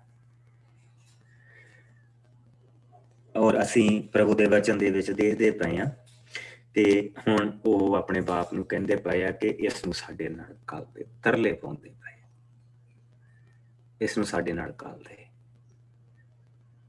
ਪਰ ਬਾਪ ਜਿਹੜਾ ਉਸ ਨੂੰ ਫੜ ਕੇ ਬੈਠਾ ਆ ਇਸ ਵੇਲੇ, ਨਹੀਂ ਇਹਨੂੰ ਨਹੀਂ ਮੈਂ ਘੱਲਣਾ, ਮੇਰੀ ਕੋਈ ਨਿਸ਼ਾਨੀ ਰਹਿ ਗਈ ਹੈ, ਮੈਂ ਇਸ ਨੂੰ ਨਹੀਂ ਘੱਲਣਾ। ਔਰ ਪ੍ਰਭੂ ਵੀ ਉਸਨੂੰ, ਬਾਪ ਨੂੰ ਵੀ ਤੋੜਦਾ ਪਿਆ ਕਿ ਇੱਕ ਪਤਨੀ ਦੇ ਨਾਲ ਤੂੰ ਇੰਨਾ ਕਰਦਾ ਪਿਆ ਕਿ ਪਹਿਲਾਂ ਤੂੰ ਉਸ ਪੁੱਤਰ ਨੂੰ ਜੋ ਉਮਰ ਦੇ ਵਿੱਚ ਛੋਟਾ ਹੈ ਹਾਲੇ, ਤੂੰ ਉਸ ਨੂੰ ਸਾਰਿਆਂ ਭਰਾਵਾਂ ਦੇ ਉੱਤੇ ਥਾਪ ਦਿੱਤਾ। ਔਰ ਉਸ ਤੋਂ ਬਾਅਦ ਹੁਣ ਤੂੰ ਦੂਸਰੇ ਨੂੰ ਇੰਨੀ ਨਜ਼ਦੀਕੀ ਦੇ ਨਾਲ ਫੜ ਕੇ ਬੈਠਾ ਹੈ। ਹਾਂ, ਤੇਰੇ ਕੋਲ ਬਹੁਤ ਸੋਹਣਾ ਕਾਰਨ, ਲੇਕਿਨ ਪ੍ਰਭੂ ਉਸ ਨੂੰ ਉਸ ਪਿਆਰ ਤੋਂ ਤੋੜਨਾ ਮੰਗਦਾ, ਉਸ ਗਲਤੀ ਨੂੰ ਦੁਬਾਰਾ ਨਾ ਕਰਿਓ, ਉਸ ਤੋਂ ਹਟਾਉਣਾ ਮੰਗਦਾ। ਸੋ ਦੇਖੋ, ਇੱਕ ਚੀਜ਼ ਦੇ ਨਾਲ ਕਹਿੰਦੇ, ਇੱਕ ਤੀਰ ਦੇ ਨਾਲ ਪ੍ਰਭੂ ਕਿੰਨੇ ਸ਼ਿਕਾਰ ਖੇਲਦਾ ਪਿਆ। ਅਬਰਾਹਮ ਦੇ ਨਾਲ ਕੀਤਾ ਵਾਅਦਾ ਪੂਰਾ ਹੋ ਰਿਹਾ, ਔਰ ਜੋ ਯੂਸਫ ਨੂੰ ਸੁਪਨੇ ਆਏ ਆਪਣੇ ਪਰਿਵਾਰ ਦੇ ਲਈ, ਉਹ ਪੂਰੇ ਹੁੰਦੇ ਪਏ ਆ। ਜੋ ਸੁਪਨੇ ਬਾਦਸ਼ਾਹ ਨੂੰ ਆਏ, ਉਹ ਪੂਰੇ ਹੁੰਦੇ ਪਏ ਆ। ਪ੍ਰਭੂ ਇਹਨਾਂ ਦੀਆਂ ਜ਼ਿੰਦਗੀਆਂ ਨੂੰ ਬਦਲਦਾ ਪਿਆ। ਪ੍ਰਭੂ ਨੇ ਯੂਸਫ ਨੂੰ ਕਿੱਥੋਂ ਚੁੱਕ ਕੇ ਕਿੱਥੇ ਬਿਠਾ ਦਿੱਤਾ। ਕਿੰਨੇ ਕੰਮ ਉਹ ਇੱਕ ਤੀਰ ਦੇ ਨਾਲ ਕਿੰਨੇ ਸ਼ਿਕਾਰ ਖੇਲਦਾ ਪਿਆ। ਔਰ ਪ੍ਰਭੂ ਜਿਸਲੇ ਸ਼ਿਕਾਰ ਖੇਲਦਾ, ਜਿਸਲੇ ਅਸੀਂ ਸ਼ਿਕਾਰ ਖੇਲਦੇ ਹਾਂ ਤੇ ਸ਼ਿਕਾਰ ਮਰ ਜਾਂਦਾ, ਪਰ ਜਿਸਲੇ ਪ੍ਰਭੂ ਸ਼ਿਕਾਰ ਖੇਲਦਾ ਤੇ ਉਹ ਜ਼ਿੰਦਗੀ ਦਿੰਦਾ। ਇੰਨਾ ਫਰਕ। ਆਓ 43ਵੇਂ ਭਾਵ ਦੇ ਵਿੱਚ ਚਲੀਏ ਔਰ ਅਸੀਂ 43ਵੇਂ ਭਾਵ ਦੀ ਪਹਿਲੀਆਂ 14 ਆਇਤਾਂ ਅਸੀਂ ਦੇਖਾਂਗੇ।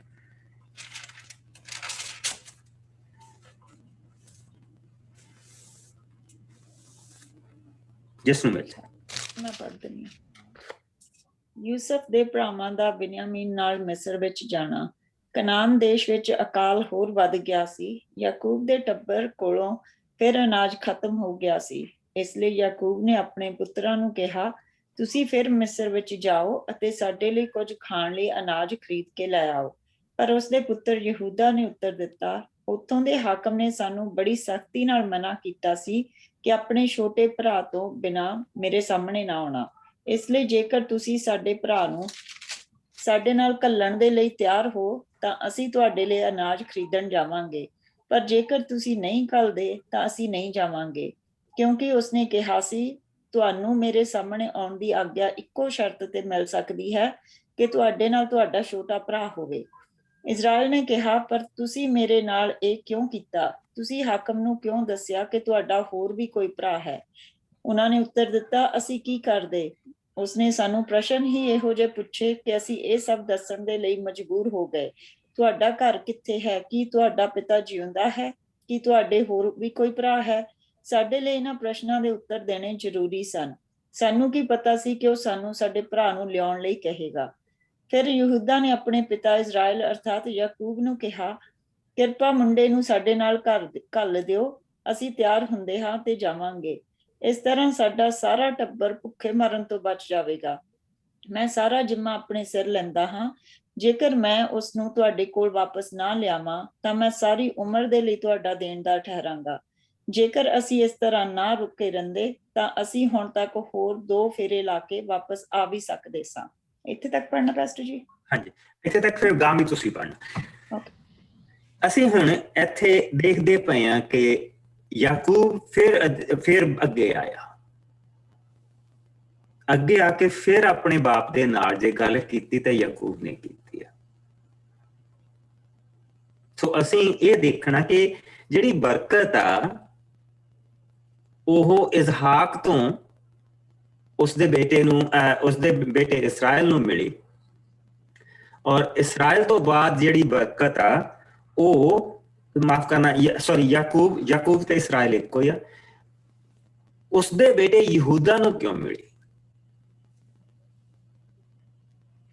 ਕਿਉਂਕਿ ਸਭ ਤੋਂ ਜ਼ਿਆਦਾ ਅਗਰ ਕੋਈ ਪਛਤਾਵੇ ਦੇ ਵਿੱਚ ਸੀ ਔਰ ਜਿਸ ਨੂੰ ਪਤਾ ਸੀ ਕਿ ਅਸੀਂ ਆਪਣਾ ਭਰਾ ਵੇਚ ਦਿੱਤਾ, ਜਿਸ ਨੂੰ ਪਤਾ ਸੀ ਕਿ there are chances ਕਿ ਉਹ ਜਿਉਂਦਾ ਵੀ ਹੋ ਸਕਦਾ, ਜਿੱਥੇ ਵੀ ਹੋਏਗਾ ਜਿਉਂਦਾ ਵੀ ਹੋ ਸਕਦਾ, ਮਰ ਵੀ ਗਿਆ ਹੋ ਸਕਦਾ ਪਰ ਜਿਉਂਦਾ ਵੀ ਹੋ ਸਕਦਾ, ਕਿਉਂਕਿ ਅਸੀਂ ਮਾਰਿਆ ਨਹੀਂ ਉਸ ਨੂੰ।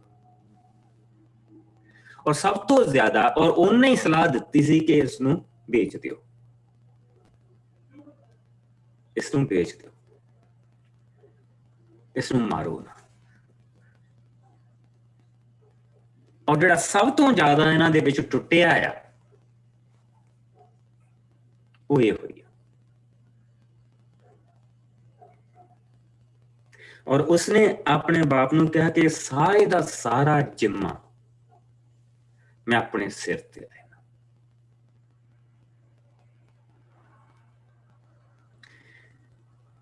ਤੂੰ ਇਸ ਨੂੰ ਸਾਡੇ ਨਾਲ ਘੱਲ ਦੇ, ਇਹਦਾ ਜਿਹੜਾ ਜ਼ਿੰਮੇਵਾਰ ਉਹ ਮੈਂ। ਉਸਨੇ ਆਪਣੇ ਉੱਤੇ ਕੁਛ ਲਿਆ। ਔਰ ਇੱਥੇ ਬਸ ਨਹੀਂ, ਅਸੀਂ ਗਾਂ ਜਾ ਕੇ ਵੀ ਦੇਖਾਂਗੇ ਕਿ ਉਸਨੇ ਕਿਸ ਤਰ੍ਹਾਂ ਪਲੀਡ ਕਰਨਾ ਆ, ਕਿਸ ਤਰ੍ਹਾਂ ਉਸਨੇ ਯੂਸਫ ਦੇ ਸਾਹਮਣੇ ਕੁਰਲਾਹਟ ਲਾਉਣੀ ਆਪਣੀ, ਕਿੱਦਾਂ ਉਸਨੇ ਪਾਪ ਨੂੰ ਮੰਨਣਾ, ਕਿੱਦਾਂ ਪ੍ਰਭੂ ਨੇ ਰਹਿਮ ਕਰਨੀ ਆ। ਸੋ ਅਸੀਂ ਬਾਰ-ਬਾਰ ਯਹੂਦਾ ਨੂੰ ਅੱਗੇ ਆਉਂਦਾ ਦੇਖਦੇ ਪਏ ਹਾਂ, ਬਾਰ-ਬਾਰ ਯਹੂਦਾ ਨੂੰ ਅੱਗੇ ਆਉਂਦਾ ਦੇਖਦੇ ਪਏ, ਔਰ ਬਾਰ-ਬਾਰ ਦੇਖਦੇ ਪਏ ਹਾਂ ਕਿ ਉਸਦੇ ਮਨ ਦੇ ਵਿੱਚ ਉਹ ਇੱਕ ਚੀਜ਼ ਅਟਕੀ ਹੋਆ, ਉਹੀ ਬਸ ਅਟਕੀ ਹੋਈ ਚੀਜ਼ ਉਹਨੂੰ ਖਾਂਦੀ ਪਈ ਆ, ਉਹਨੂੰ ਪਛਤਾਵੇ ਦੇ ਵਿੱਚ ਬਾਰ-ਬਾਰ ਲੈ ਕੇ ਜਾਂਦੀ ਪਈ ਆ। ਉਹਦਾ ਮਨ ਪਛਤਾਵੇ ਦੇ ਨਾਲ ਭਰਿਆ ਪਿਆ। You see that? ਕਿ ਜਿੰਨਾ ਅਸੀਂ ਦੁੱਖ ਦੇ ਵਿੱਚੋਂ ਜਾ ਰਹੇ ਹੁੰਦੇ ਆ, ਜਿੰਨੀ ਰਾਤ ਹਨੇਰੀ ਹੁੰਦੀ ਆ, ਉਨਾ ਹੀ ਦਿਨ ਸੁਹਾਵਣਾ ਹੁੰਦਾ। ਪਰ ਇਹ ਨਹੀਂ ਕਿ ਰਾਤ ਦੇ ਵੇਲੇ ਪਰਮੇਸ਼ਵਰ ਸਾਡੇ ਨਾਲ ਨਹੀਂ ਹੁੰਦਾ। ਰਾਤ ਦੇ ਵੇਲੇ ਵੀ ਉਹ ਸਾਡੇ ਨਾਲ ਹੁੰਦਾ। ਸੋ ਇਹਨਾਂ ਚੀਜ਼ਾਂ ਨੂੰ ਅਸੀਂ ਧਿਆਨ ਦੇ ਵਿੱਚ ਜਿਸਲੇ ਰੱਖ ਕੇ ਅੱਗੇ ਵਧਦੇ ਹਾਂ। ਸੋ ਆਓ ਅਸੀਂ, ਸਾਡੇ ਕੋਲ ਥੋੜਾ ਜਿਹਾ ਟਾਈਮ ਹੋਰ ਆ, ਅਸੀਂ ਇਸ ਨੂੰ 10 ਤੱਕ ਅਸੀਂ ਦੇਖਿਆ, 11 ਤੋਂ ਲੈ ਕੇ ਹੁਣ ਅਸੀਂ ਇਸ ਨੂੰ 22 ਤੱਕ ਦੇਖਾਂਗੇ। ਅੰਤ ਹਾਰ ਕੇ ਉਹਨਾਂ ਦੇ ਪਿਤਾ ਨੇ ਉਹਨਾਂ ਨੂੰ ਕਿਹਾ, ਜੇਕਰ ਇਹ ਗੱਲ ਹੈ ਤਾਂ ਤੁਸੀਂ ਆਪਣੇ ਨਾਲ ਇੱਥੋਂ ਉਸ ਆਦਮੀ ਦੇ ਲਈ ਸੌਗਾਤ ਦੇ ਤੌਰ ਤੇ ਸਭ ਤੋਂ ਉੱਤਮ ਚੀਜ਼ਾਂ ਲੈ ਜਾਵੋ। ਥੋੜਾ ਗੁੱਗਲ, ਥੋੜਾ ਸ਼ਹਿਦ, ਥੋੜਾ ਗਰਮ ਮਸਾਲਾ, ਥੋੜਾ ਗੰਧਰਸ, ਥੋੜੇ ਪਿਸਤੇ ਅਤੇ ਬਦਾਮ। ਨਾਲੇ ਆਪਣੇ ਪਹਿਲੇ ਵਾਲਾ ਪੈਸਾ ਵੀ ਲੈ ਜਾਣਾ ਜੋ ਤੁਹਾਡੇ ਬੋਰੀਆਂ ਵਿੱਚੋਂ ਨਿਕਲਿਆ ਸੀ। ਹੋ ਸਕਦਾ ਹੈ ਕਿ ਇਹ ਸਭ ਗਲਤੀ ਨਾਲ ਹੋਇਆ ਹੋਵੇ। ਆਪਣੇ ਭਰਾ ਨੂੰ ਨਾਲ ਲੈ ਜਾਵੋ। ਹੁਣ ਚੰਗੀ ਤਰ੍ਹਾਂ ਨਾਲ ਤਿਆਰ ਹੋ ਕੇ ਜਾਵੋ। ਪਰਮੇਸ਼ਵਰ ਉਸ ਆਦਮੀ ਦੇ ਨਾਲ ਹੋਵੇ। ਪਰਮੇਸ਼ਵਰ ਕਰੇ ਕਿ ਉਹ ਆਦਮੀ ਤੁਹਾਡੇ ਨਾਲ ਚੰਗਾ ਵਰਤਾਓ ਕਰੇ ਅਤੇ ਤੁਹਾਡੇ ਭਰਾ ਬਿਨਯਾਮੀਨ ਨੂੰ ਤੁਹਾਡੇ ਨਾਲ ਵਾਪਸ ਘੱਲ ਦੇਵੇ। ਜਿੱਥੋਂ ਤੱਕ ਮੇਰਾ ਸਵਾਲ ਹੈ, ਜੇਕਰ ਪਰਮੇਸ਼ਵਰ ਨੇ ਮੇਰੇ ਕੋਲੋਂ ਇਹ ਸੰਤਾਨ ਵਾਪਸ ਲੈਣੀ ਹੀ ਹੈ ਤਾਂ ਉਹ ਲੈ ਲਵੇ, ਉਸਦੀ ਮਰਜ਼ੀ ਪੂਰੀ ਹੋਵੇ। ਉਹਨਾਂ ਆਪਣੇ ਨਾਲ 2 ਗੁਣਾ ਪੈਸਾ ਵੀ ਲਿਆ ਅਤੇ ਆਪਣੇ ਭਰਾ ਬਿਨਯਾਮੀਨ ਨੂੰ ਨਾਲ ਲੈ ਕੇ ਉਹ ਮਿਸਰ ਨੂੰ ਚਲੇ ਗਏ। ਉੱਥੇ ਉਹਨਾਂ ਜਾਂਦਿਆਂ ਹੀ ਆਪਣੇ ਆਪ ਨੂੰ ਯੂਸਫ ਦੇ ਸਾਹਮਣੇ ਪੇਸ਼ ਕੀਤਾ। ਜਦੋਂ ਯੂਸਫ ਨੇ ਬਿਨਯਾਮੀਨ ਨੂੰ ਦੇਖਿਆ ਤਾਂ ਯੂਸਫ ਨੇ ਆਪਣੇ ਘਰ ਦੇ ਪ੍ਰਬੰਧਕ ਨੌਕਰ ਨੂੰ ਕਿਹਾ, ਇਹਨਾਂ ਸਭ ਆਦਮੀਆਂ ਨੂੰ ਮੇਰੇ ਘਰ ਲਿਜਾ ਕੇ ਇੱਕ ਪਲਿਆ ਜਾਨਵਰ ਕੱਟੀ ਅਤੇ ਉਸਨੂੰ ਪਕਾਵੀਂ, ਕਿਉਂਕਿ ਇਹ ਸਭ ਆਦਮੀ ਅੱਜ ਦੁਪਹਿਰ ਦਾ ਭੋਜਨ ਮੇਰੇ ਨਾਲ ਕਰਨਗੇ। ਨੌਕਰ ਨੇ ਸਭ ਕੁਝ ਆਪਣੇ ਮਾਲਕ ਯੂਸਫ ਦੇ ਦੱਸੇ ਅਨੁਸਾਰ ਕੀਤਾ ਅਤੇ ਉਹਨਾਂ ਨੂੰ ਯੂਸਫ ਦੇ ਘਰ ਲੈ ਗਿਆ। ਇਹ ਦੇਖ ਕੇ ਉਹ ਸਭ ਭਰਾ ਡਰ ਗਏ। ਉਹ ਸੋਚਣ ਲੱਗੇ, ਅਸੀਂ ਇੱਥੇ ਇਸੇ ਲਈ ਲਿਆਏ ਗਏ ਹਾਂ ਕਿਉਂਕਿ ਪਹਿਲੀ ਵਾਰ ਸਾਡਾ ਪੈਸਾ ਸਾਡੇ ਨਾਲ ਵਾਪਸ ਚਲਾ ਗਿਆ ਸੀ। ਹੋ ਸਕਦਾ ਹੈ ਕਿ ਹੁਣ ਸਾਡਾ ਸਭ ਕੁਝ ਖੋ ਕੇ ਇਹ ਸਾਨੂੰ ਆਪਣੇ ਗੁਲਾਮ ਬਣਾ ਲੈਣ। ਇਸ ਲਈ ਉਹ ਪ੍ਰਮੁੱਖ ਨੌਕਰ ਕੋਲ ਗਏ ਅਤੇ ਬੋਲੇ, ਸ਼੍ਰੀਮਾਨ ਜੀ, ਤੁਸੀਂ ਜਾਣਦੇ ਹੋ ਕਿ ਅਸੀਂ ਇੱਕ ਵਾਰ ਅੱਗੇ ਵੀ ਇੱਥੇ ਅਨਾਜ ਖਰੀਦਣ ਦੇ ਲਈ ਆ ਚੁੱਕੇ ਹਾਂ। ਪਿਛਲੀ ਵਾਰ ਜਦੋਂ ਅਸੀਂ ਆਪਣੇ ਖਰੀਦੇ ਅਨਾਜ ਨਾਲ ਵਾਪਸ ਘਰ ਪਹੁੰਚੇ ਤਾਂ ਆਪਣੇ ਬੋਰੇ ਖੋਲਣ ਤੇ ਸਾਨੂੰ ਉਹਨਾਂ ਵਿੱਚੋਂ ਸਾਰਾ ਪੈਸਾ ਵਾਪਸ ਮਿਲਿਆ ਸੀ। ਇਹ ਉਹ ਸਾਰਾ ਪੈਸਾ ਸੀ ਜੋ ਅਸੀਂ ਪਿਛਲੀ ਵਾਰ ਅਨਾਜ ਖਰੀਦਣ ਦੇ ਲਈ ਤੁਹਾਨੂੰ ਦਿੱਤਾ ਸੀ, ਪਰ ਸਾਨੂੰ ਪਤਾ ਨਹੀਂ ਕਿ ਉਹ ਪੈਸਾ ਸਾਡੇ ਬੋਰਿਆਂ ਵਿੱਚ ਵਾਪਸ ਕਿਸਨੇ ਰੱਖ ਦਿੱਤਾ ਸੀ। ਹੁਣ ਅਸੀਂ ਉਹ ਪੈਸਾ ਵੀ ਵਾਪਸ ਲਿਆਏ ਹਾਂ। 2 ਚੀਜ਼ਾਂ ਇੱਥੇ ਨੋਟ ਕਰਨਾ ਹੈ। ਇਹ ਪੈਸੇ ਨੂੰ ਅਸੀਂ ਬਾਅਦ ਦੇ ਵਿੱਚ ਦੇਖਾਂਗੇ, ਕੱਲ ਨੂੰ ਦੇਖਾਂਗੇ। 2 ਚੀਜ਼ਾਂ ਨੋਟ ਕਰਨ ਵਾਲੀਆਂ, ਔਰ ਉਹ ਹੈ ਵਰਸ 14। ਇਸ ਸਾਰੇ ਚੈਪਟਰ ਦੀ ਜਿਹੜੀ ਹਾਈਲਾਈਟ ਆ ਉਹ ਹੈ ਵਰਸ 14। ਵਰਸ 14 ਜਿਹੜੀ ਆ ਉਹ ਸਭ ਤੋਂ ਪਹਿਲਾਂ ਸਾਨੂੰ 2 ਚੀਜ਼ਾਂ ਸਿਖਾਉਂਦੀ ਆ। ਸਭ ਤੋਂ ਪਹਿਲਾਂ ਦੁਆ ਕਿਸ ਤਰ੍ਹਾਂ ਕਰਨੀ ਚਾਹੀਦੀ ਹੈ। ਅਸੀਂ ਜਿਸ ਵੇਲੇ ਵੀ ਸਾਡੇ ਕੋਈ ਅਪੁਆਇੰਟਮੈਂਟ ਹੁੰਦੀ ਆ, ਕੋਈ ਕਿਸੇ ਨੂੰ ਅਸੀਂ ਮਿਲਣ ਜਾਣਾ ਹੁੰਦਾ, ਕਿਸੇ ਸਾਨੂੰ ਡਰ ਹੁੰਦਾ, ਅਸੀਂ ਪਰਮੇਸ਼ਵਰ ਦੇ ਅੱਗੇ ਦੁਆ ਕਰਦੇ ਕਿ ਪ੍ਰਭੂ ਤੂੰ ਸਾਡੇ ਨਾਲ ਹੋਈ, ਸਾਨੂੰ ਹੌਸਲਾ ਦੇ। ਲੇਕਿਨ ਇੱਥੇ ਯਾਕੂਬ ਨੇ ਸਾਨੂੰ ਦੁਆ ਕਰਨੀ ਸਿਖਾਈ ਹੈ, ਔਰ ਉਹ ਬਿਲਕੁਲ ਅਲੱਗ ਹੈ ਸਾਡੀ ਦੁਆ ਤੋਂ। ਸੋ ਉਸਨੇ ਕਿਹਾ ਕਿ ਤੁਸੀਂ ਆ ਗਿਫਟ ਲੈ ਕੇ ਜਾਓ, ਆ ਸਾਰੀਆਂ ਚੀਜ਼ਾਂ ਲੈ ਕੇ ਜਾਓ, ਇਹ ਜਾ ਕੇ ਤੁਸੀਂ ਉਸਨੂੰ ਦੇਵੋ ਔਰ ਉਸਨੂੰ ਦੱਸ ਦਿਓ ਕਿ ਅਸੀਂ ਤੁਹਾਡੇ ਲਈ ਲਿਆਏ ਹਾਂ, ਅਸੀਂ ਪੈਸਾ ਜਿਹੜਾ ਦੋਹਰਾ ਵਾਪਸ ਲੈ ਕੇ ਆਏ ਹਾਂ, ਔਰ ਸ਼ਾਇਦ ਗਲਤੀ ਦੇ ਨਾਲ ਹੀ ਹੋ ਗਿਆ ਹੋਵੇ। ਜਿਹੜੀ ਅਗਲੀ ਚੀਜ਼ ਉਸਨੇ ਕਿਹਾ, ਹੁਣ ਚੰਗੀ ਤਰ੍ਹਾਂ ਦੇ ਨਾਲ ਤਿਆਰ ਹੋ ਕੇ ਜਾਵੋ। ਪਰਮੇਸ਼ਵਰ ਉਸ ਆਦਮੀ ਦੇ ਨਾਲ ਹੋਵੇ। ਪਰਮੇਸ਼ਵਰ ਕਰੇ ਕਿ ਉਹ ਆਦਮੀ ਤੁਹਾਡੇ ਨਾਲ ਚੰਗਾ ਵਰਤਾਓ ਕਰੇ ਅਤੇ ਤੁਹਾਡੇ ਭਰਾ ਬਿਨਯਾਮੀਨ ਨੂੰ ਤੁਹਾਡੇ ਨਾਲ ਵਾਪਸ ਘੱਲ ਦੇਵੇ। ਜਿੱਥੋਂ ਤੱਕ ਮੇਰਾ ਸਵਾਲ ਹੈ, ਤੁਹਾਡੇ ਭਰਾ ਬਿਨਯਾਮੀਨ ਨੂੰ ਵਾਪਸ ਘੱਲ ਦੇਵੇ। ਸੋ ਉਸਦੇ ਵਿੱਚ 2 ਚੀਜ਼ਾਂ ਸੀ ਉਹਨੇ ਸਾਨੂੰ ਸਿਖਾਈਆਂ। ਉਹ ਇਹ ਆ ਕਿ ਪ੍ਰਭੂ ਮੈਂ ਜਿੱਥੇ ਜਾ ਰਿਹਾ ਤੂੰ ਉਹਦੇ ਨਾਲ ਵੀ ਹੋ। ਤੂੰ ਮੇਰੇ ਨਾਲ ਤਾਂ ਜਾਈਂ, ਪਰ ਜਿੱਥੇ ਮੈਂ ਜਾ ਰਿਹਾ ਤੂੰ ਉਸ ਜਗ੍ਹਾ ਤੇ ਉਸ ਬੰਦੇ ਦੇ ਨਾਲ ਵੀ ਹੋਈ। ਕਿਉਂਕਿ ਇਨਸਾਨ ਭਲਾ ਬੁਰਾ ਇਹ ਚ ਕੁਛ ਨਹੀਂ ਹੁੰਦਾ, ਖਾਲੀ ਬਰਤਨ ਆਏ, ਇਹ ਖਾਲੀ ਬਰਤਨ, ਪਰ ਇਸ ਬਰਤਨ ਦੇ ਅੰਦਰੋਂ ਕਿਹੜੀ ਆਤਮਾ ਨੇ ਬੋਲਣਾ, ਉਹ ਮੇਨ ਚੀਜ਼ ਆ। ਕਿਹੜੀ ਆਤਮਾ ਨੇ ਕੰਮ ਕਰਾਉਣਾ, ਉਹ ਮੇਨ ਚੀਜ਼। ਸੋ ਵੈਰੀ ਦਾ ਆਤਮਾ ਨਾ ਉੱਥੇ ਹੋਵੇ, ਤੇਰਾ ਆਤਮਾ ਉੱਥੇ ਹੋਵੇ, ਔਰ ਤੇਰਾ ਆਤਮਾ ਸਾਡੀ ਮਦਦ ਕਰੇ, ਉਸ ਬੰਦੇ ਦੀ ਵੀ ਮਦਦ ਕਰੇ। ਉਹ ਜਾਣਦਾ ਨਹੀਂ ਕਿ ਮੇਰਾ ਪੁੱਤਰ ਆ, ਲੇਕਿਨ ਕਿੱਡੀ ਵੱਡੀ ਦੁਆ ਦੇ ਕੇ ਉਸਨੇ ਕੱਲੀ, ਔਰ ਕਿੱਡੀ ਵੱਡੀ ਦੁਆ ਉਸਨੇ ਇਸ ਵੇਲੇ ਉਸ ਅਧਿਕਾਰੀ ਨੂੰ, ਜੋ ਉਸਦਾ ਐਕਚੁਅਲੀ ਪੁੱਤਰ ਆ, ਉਸਨੂੰ ਦਿੱਤੀ ਹੈ। ਔਰ ਨਾਲ ਉਸਨੇ, ਪ੍ਰਭੂ ਨੇ ਉਸਨੂੰ ਇੱਕ ਛੁਟਕਾਰਾ ਦਿੱਤਾ।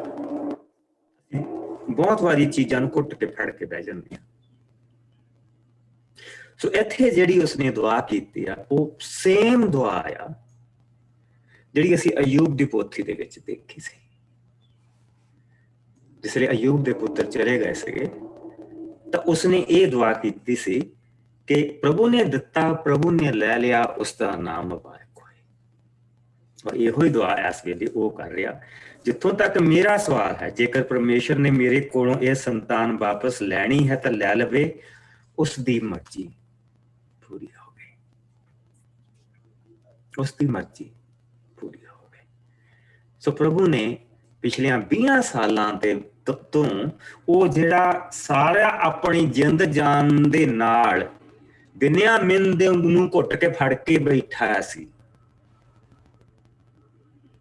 ਔਰ ਯੂਸਫ ਨੂੰ ਰੋਈ ਜਾਂਦਾ ਸੀ, ਤੇ ਬਿਨਿਆਮੀਨ ਨੂੰ ਘੁੱਟ ਕੇ ਫੜ ਕੇ ਬੈਠਾ ਸੀ। ਪ੍ਰਭੂ ਨੇ ਉਹ ਤੋਂ ਛੁਟਕਾਰਾ ਉਸ ਨੂੰ ਦਿੱਤਾ, ਉਹ ਤੋਂ ਛੁਟਕਾਰਾ ਦਿੱਤਾ। ਕਿੱਡੀ ਵੱਡੀ ਚੀਜ਼ ਇੱਥੇ ਹੋਈ ਹੈ। ਦੇਖੋ ਕਿੰਨੀਆਂ ਚੀਜ਼ਾਂ ਹੋ ਰਹੀਆਂ। ਅਸੀਂ ਤਾਂ ਇਹੋ ਹੀ ਦੇਖਦੇ ਨਾ ਕਿ ਯੂਸਫ ਨੂੰ ਪ੍ਰਭੂ ਨੇ ਉੱਥੇ ਦਾ ਹਾਕਮ ਬਣਾਤਾ, ਫਿਰ ਯੂਸਫ ਆਪਣਾ ਸਾਰੇ ਪਰਿਵਾਰ ਨੂੰ ਲੈ ਗਿਆ, ਤਾਂ ਫਿਰ ਉੱਥੇ ਜਾ ਕੇ ਉਹ ਬਸ ਗਏ। No, there is much more than that. ਇੱਕ ਜ਼ਿੰਦਗੀ ਦੇ ਨਾਲ ਪ੍ਰਭੂ ਕੰਮ ਕਰਦਾ ਪਿਆ, ਔਰ ਬਿਲਕੁਲ ਪ੍ਰਭੂ ਇਸੇ ਤਰੀਕੇ ਦੇ ਨਾਲ ਸਾਡੇ ਨਾਲ ਕੰਮ ਕਰਦਾ। ਇਸੇ ਤਰੀਕੇ ਨਾਲ ਉਹ ਕੰਮ, ਇਸੇ ਤਰ੍ਹਾਂ ਹੀ ਸਾਨੂੰ ਲੈ ਕੇ ਸਾਨੂੰ ਅੱਗੇ ਵਧਦਾ। ਸੋ 14ਵੀਂ ਆਇਤ ਬੜੀ ਹੀ ਪਿਆਰੀ ਆਇਤ ਹੈ। ਕੱਲ ਨੂੰ ਅਸੀਂ ਇਸ ਨੂੰ ਅੱਗੇ ਦੇਖਾਂਗੇ, 44-45 ਚੈਪਟਰ ਦੇਖਾਂਗੇ, ਔਰ ਫਿਰ ਅਸੀਂ ਦੇਖਾਂਗੇ ਪ੍ਰਭੂ ਨੇ ਕਿੱਦਾਂ ਪ੍ਰਭੂ ਨੇ ਬਰਕਤ ਦਿੱਤੀ, ਔਰ ਕਿੱਦਾਂ ਅਬਰਾਹਮ ਦੇ ਨਾਲ ਕੀਤਾ ਵਾਦਾ ਪੂਰਾ ਹੋ ਰਿਹਾ। ਸੋ ਕੱਲ ਨੂੰ ਅਸੀਂ ਦੇਖਾਂਗੇ 15ਵਾਂ ਭਾਵ ਪੂਰਾ ਹੁੰਦਾ ਦੇਖਾਂਗੇ। 15ਵਾਂ ਭਾਵ ਜਿਹੜਾ ਉਹ ਅੱਧ ਦੇ ਵਿੱਚ ਪੂਰਾ, ਉਹਦਾ ਜਿਹੜਾ ਅੱਧਾ ਹਿੱਸਾ ਪੂਰਾ ਹੁੰਦਾ ਦੇਖਾਂਗੇ। Let us pray. ਪ੍ਰਭੂ ਜੀ, ਤੇਰਾ ਬਹੁਤ ਸ਼ੁਕਰ ਕਰਦੇ ਹਾਂ ਤੇਰੇ ਪਵਿੱਤਰ ਵਚਨ ਦੇ ਲਈ, ਤੇਰੇ ਇਸ ਮਿੱਠੇ ਪਿਆਰੇ ਵਚਨ ਦੇ ਲਈ। ਤੂੰ ਕੱਲੀ ਕੱਲੀ ਜ਼ਿੰਦਗੀ ਦੇ ਨਾਲ ਪ੍ਰਭੂ ਜੀ ਉਹਦੇ ਅਨੁਸਾਰ ਕੰਮ ਕਰਦਾ, ਤੂੰ ਮੇਰੇ ਨਾਲ ਮੇਰੇ ਅਨੁਸਾਰ ਕੰਮ ਕਰਦਾ, ਔਰ ਇਸੇ ਤਰ੍ਹਾਂ ਪ੍ਰਭੂ ਜੀ ਕੱਲੇ ਕੱਲੇ ਭੈਣ ਭਰਾ ਨੂੰ ਤੂੰ ਜਾਣਦਾ, ਔਰ ਹਰ ਇੱਕ ਦੀ ਜ਼ਰੂਰਤ ਨੂੰ ਜਾਣਦਾ। ਖੁਦਾਵੰਦ, ਨਾਮ ਲੈ ਲੈ ਕੇ ਤੂੰ ਸਾਨੂੰ ਬੁਲਾਇਆ, ਔਰ ਕੱਲੇ ਕੱਲੇ ਦੇ ਨਾਲ ਤੂੰ ਉਸੇ ਤਰ੍ਹਾਂ ਕੰਮ ਕਰਦਾ ਪ੍ਰਭੂ ਜੀ, ਜਿਸ ਤਰ੍ਹਾਂ ਤੂੰ ਇਸ ਵਚਨ ਦੇ ਵਿੱਚ ਕਰ ਰਿਹਾ, ਇਸ ਸ਼ੁਰੂਆਤ ਦੇ ਵਿੱਚ, ਉਤਪਤ ਦੇ ਵਿੱਚ ਕਰ ਰਿਹਾ। ਔਰ ਅੱਜ ਅਸੀਂ ਪ੍ਰਭੂ ਜੀ ਬਿਲਕੁਲ ਉਸ ਸਮਾਪਤੀ ਦੇ ਲਾਗੇ ਬੈਠੇ ਹੋ, ਜਦ ਕਿ ਇਹ ਜੋ ਕੁਝ ਤੂੰ ਪਹਿਲਾਂ ਕ੍ਰੀਏਟ ਕੀਤਾ ਸੀ, ਇਹ ਸਭ ਖਤਮ ਕੀਤਾ ਜਾਵੇਗਾ, ਔਰ ਸਭ ਕੁਝ ਨਵਾਂ ਕੀਤਾ ਜਾਏਗਾ। ਅਸੀਂ ਉਸ ਸਮੇਂ ਦੇ ਵਿੱਚ ਬੈਠੇ ਹਾਂ ਮੇਰੇ ਪਿਆਰੇ ਪ੍ਰਭੂ, ਪਰ ਤੂੰ ਹਾਲੇ ਵੀ ਇਸੇ ਤਰ੍ਹਾਂ ਹੀ ਆਪਣੇ ਬੰਦਿਆਂ ਦੇ ਨਾਲ ਕੰਮ ਕਰਦਾ। ਤੇਰਾ ਸ਼ੁਕਰ ਆ। ਕੌਣ ਜਾਣ ਸਕਦਾ ਸੀ ਕਿ ਤੂੰ ਇੱਕ ਭੇਡਾਂ ਬੱਕਰੀਆਂ ਚਾਰਨ ਵਾਲੇ ਦਾ ਨਾਮ ਦੇ ਵਿੱਚ ਅਸੀਂ ਅੱਜ ਪ੍ਰਭੂ ਜੀ ਵਚਨ ਪੜ੍ਹ ਰਹੇ ਹੋਵਾਂਗੇ। ਉਸ ਇਨਸਾਨ ਨੂੰ ਕੁਛ ਨਹੀਂ ਦਿਖਾਈ ਦਿੰਦਾ ਸੀ ਜਦ ਉਹ ਮਰਿਆ, ਤਾਂ ਪੁੱਤਰ, ਉਸਦੇ 9 ਪੁੱਤਰ ਸੀ ਪ੍ਰਭੂ ਜੀ,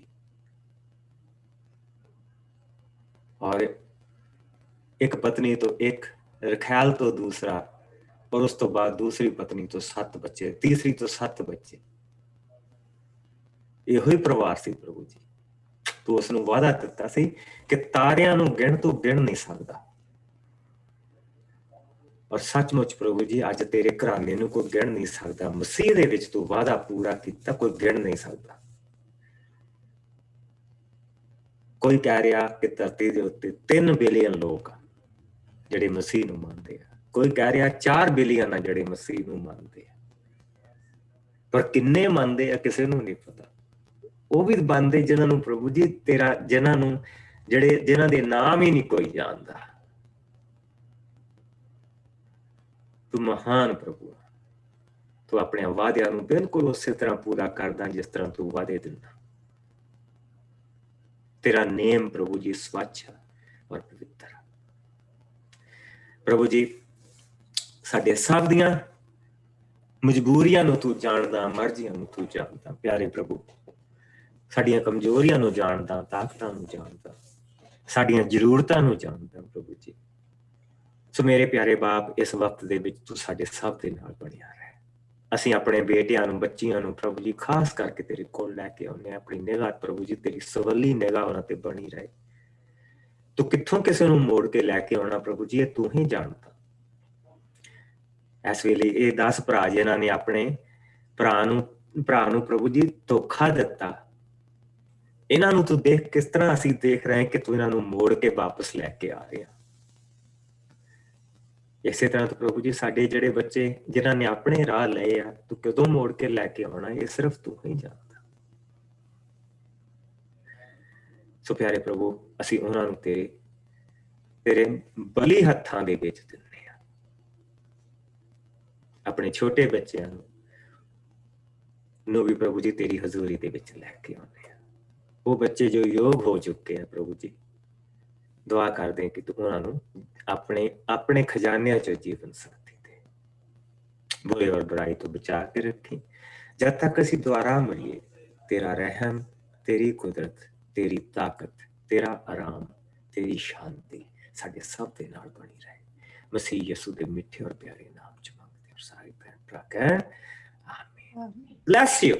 ਕੱਲ ਨੂੰ ਦੁਬਾਰਾ ਮਿਲਾਂਗੇ ਔਰ ਕੱਲ ਨੂੰ ਅਸੀਂ ਦੇਖਾਂਗੇ ਕਿ ਪ੍ਰਭੂ ਕਿਸ ਤਰ੍ਹਾਂ ਜ਼ਿੰਦਗੀਆਂ ਨੂੰ ਬਦਲਦਾ।